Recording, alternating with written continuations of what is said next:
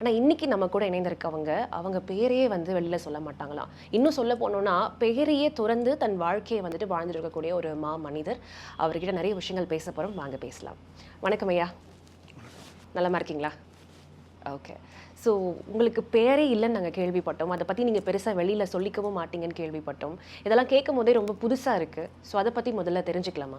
இல்ல. பேர் வந்து நமக்கு தாய், தந்தை வந்து பேர் வைத்திருக்கிறாங்க. அதில தான் நம்ம பள்ளிக்கு போயிருக்கிறோம். நம்ம எல்லா ஆதார் நமக்குள்ள இருக்கிற அடையாள அட்டைகள் எல்லாத்துலேயுமே அந்த பேர் இருக்கு. இந்த தியானம்ங்கிறது எப்போ பிறக்கப்பட்டதோ, அப்ப நான் வந்து இந்த பேரையும் திறந்தேன். அதுதான் அதிலக்குள்ள இருக்கிறது. இந்த பேரையும் கடந்து என்னால் வந்து ஒரு எளிமையாக, ஒரு எதார்த்தமாக என்னுடைய பயணத்தை மேற்கொள்ள முடியும்.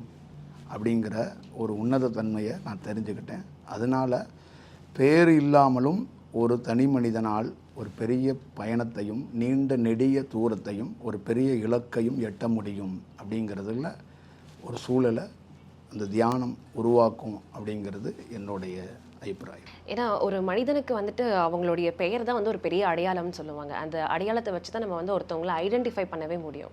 ஸோ, இப்ப அப்பேற்பட்ட விஷயத்தையே நீங்க வந்து நான் தியானத்தினால அத வந்து நான் கைவிட்டுட்டேன். இல்ல அத வந்து நான் பெருசா பயன்படுத்துறதில்ல அப்படின்னு சொல்றீங்க. ரொம்ப ஆச்சரியமா இருக்கு கேட்கும்போது.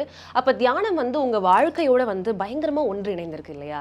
ஸோ, நாங்கலாம் வந்து தியானத்த எப்படி பார்ப்போம் அப்படின்னா, கண்ண மூடி கொஞ்ச நேரம் உட்கார்ந்தோம் அப்படின்னா, கொஞ்சம் சைலன்ட்டா இருக்கும். அது மூலியமா ஏதோ ஒரு வகையான அமைதி எங்களுக்குள்ள கிடைக்கும் அப்படின்ற ஒரு பொதுவான கருத்து தான் எங்களுக்கு தெரியும்.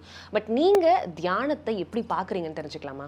அதான் தியானத்தை வந்து ஒவ்வொருத்தருக்குள்ளேயும் ஒவ்வொரு விதமாக அணுகிறது இருக்குது. இன்றைக்கி தியானம் என்பது எல்லாருக்குள்ளேயும் ஒரு எல்லாருக்கும் தெரிந்த ஒரு மீடியாவிலையோ உலகம் முழுக்க இன்றைக்கி தியானத்தை பற்றி நன்கு தெரிஞ்சு அதை பற்றி பெரிய புரிதல் வந்து எல்லாருக்கிட்டையும் தியானம்னா என்னங்கிற புரிதல் வந்து எல்லார்கிட்டையும் இருக்குது. ஆனால் அந்த புரிதலையும் தாண்டி தியானம்ங்கிறது வந்து வேலை கிடையாது அப்படிங்கிறத முதல்ல நீங்கள் உணரணும். அது வந்து சேர் மிதிக்கிற மாதிரி, மண் மிதிக்கிற மாதிரி, சிமெண்ட்டை குழப்பி செவுறு எழுப்புகிற மாதிரி பண்ண முடியாது. அது கண்ணை மூடிக்கிட்டு கையில் ஒரு முத்திரையை பிடிச்சிக்கிட்டு காற்றை மேலேயும் கீழேயும் கொண்டு வர்றது மட்டும் தியானம் கிடையாது.